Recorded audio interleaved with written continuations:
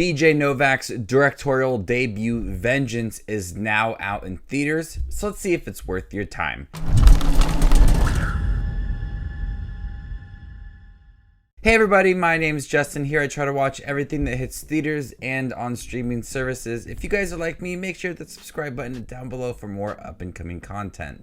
A journalist and podcaster travels from New York City to Texas to investigate the death of a woman whom he hooked up with. I like B.J Novak. I mostly know him from The Office, playing Ryan. Absolutely hilarious within that show. But I was very curious to see how he would handle a directorial debut while also starring within this film. This film also stars Dove Cameron, Boyd Holbrook, Ashton Kutcher, and Issa Rae. And this is a pretty solid directorial debut. It's not the best film I have seen of this year, but it does create enough energy and some captivating moments within it to make me curious all the way towards the end of this film. B.J Novak plays Ben. He is a podcaster and he lives in New York City. One day he gets a phone call from Boyd Holbrook's character in Texas. He says that his sister died and he thinks that B.J Novak and his sister were dating when they really were not. They had just hooked up, and he is forced to go to Texas to go to the funeral. But Boyd Holbrook's character thinks that there's something else going on and his sister was murdered. He wants Ben to help him investigate the death of his sister. This is a perfect example of a film that takes on too much. Part of it wants to create realistic problems that are occurring in the West. Part of it wants to grow Ben as a character and a podcaster. The other part wants to investigate this death. And then we have a lot of drug issues as well. It's a perfect example of a film that tackles a little too much. B.J Novak took on a little too much within this film, and some of it seems to get buried with other moments. When Ben gets to Texas, he's a little bit pretentious and often thinks that as a New Yorker, he is better than the people within Texas. There is a heated argument coming towards the end of the film where he even says that Texans are not like him and he is different and he is better. The film dives a little bit deep into that and how Ben is like this fish out of water, and how Texans don't call 911, they handle it all on their own.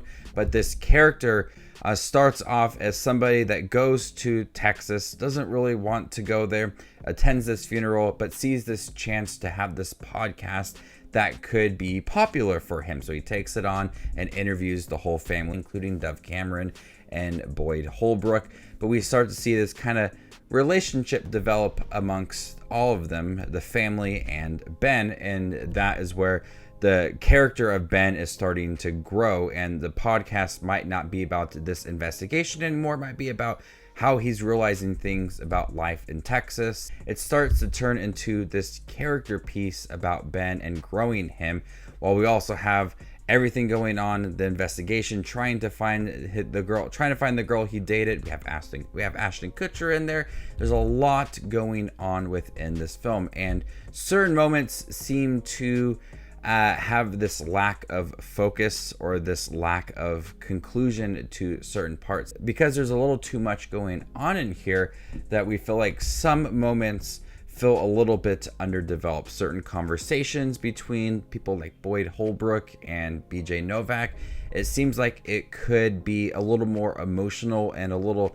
deeper, but it just feels like it's lacking certain moments to give it that depth of how Texans live and how they don't call 911 and what is going on in the West, the drugs that are taking over.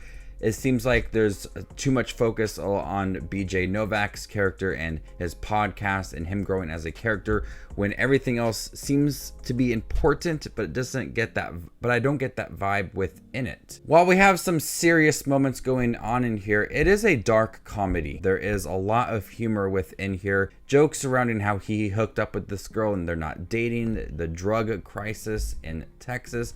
A lot of things that they take this subject and turn it into jokes, and certain times it's funny. and certain times it's a bit bland. Jokes just do not work. But I did like that mix of crime, mystery, and dark comedy. Even if I didn't find the film to be truly like laugh out loud funny, I did like how they threw that dark comedy within it. B.J Novak did a great job directing this film. I like how it looked. I liked how some of the shots were focused on the characters, and we had some of those bleak moments surrounding the Texas scenery.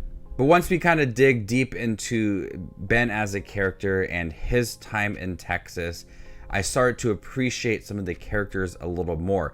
And that's when the story of don't judge a book by its cover, don't go to Texas immediately judging the characters within here, because Ben goes to Texas, immediately thinks of this family as one thing, and he starts to think that he's a little bit better than them.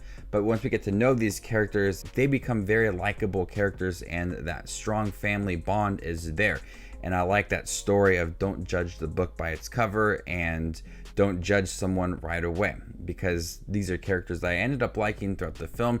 Ben a little less throughout the movie. He had some redeemable moments, but I really liked the family within here that did include Boyd Holbrook and Dove Cameron. Overall, it's a good directorial debut that centers around ethics, conspiracy theories, while also trying to uncover an unsolved murder. I just think that B.J Novak tried to do a little too much with it. If certain parts were taken out, I think it would have been a little more of a rounded film. Nonetheless, a good directorial debut that I think everybody should go out and see. So before I give you my score for Vengeance, make sure to check out my channel. Here I do movie reviews, trailer reactions, ranking videos, tier lists, all that fun movie related content that you see on YouTube. I do it all here, so hit that subscribe button to get it all in one spot.